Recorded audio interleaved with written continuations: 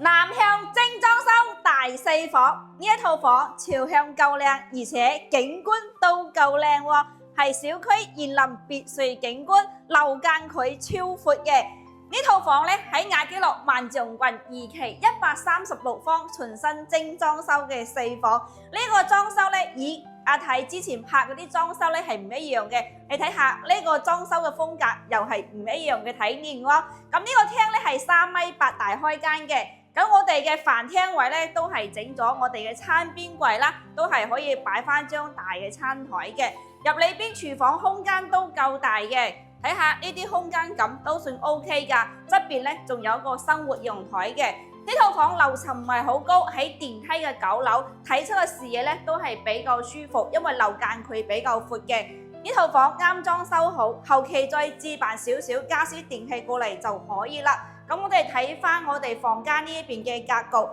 首先睇呢個洗手間都係整咗乾濕分區啦，隔離呢一間咧係最細嘅兒童房啦。咁我哋係有3間房係朝南向嘅，呢3間房嘅話咧，都係睇翻我哋小區一個別墅景觀嘅。我哋睇翻主人房個空間就比較舒服啦。首先可以睇到呢個乾濕分區嘅洗手間咧，有人哋嘅細房間咁大嘅，呢邊可以擺翻我哋2米嘅大床啦。最中意咧就係呢個南向飄窗位睇出嘅景觀啦。如果你唔想住得太高層嘅，又要視野開闊，咁你就可以睇翻呢一間。咁呢一間嘅話咧，目前嘅總價咧就係125萬嘅，首期咧就要俾到18萬，月供嘅話4000幾蚊就可以入手啦。咁我哋講翻亞皆樂萬象郡呢邊嘅地段，咁樓下咧係有成熟嘅商鋪街嘅，咁平時買嘢食嘢咧落樓下就可以啦。咁樓下咧有我哋香港直達車嘅，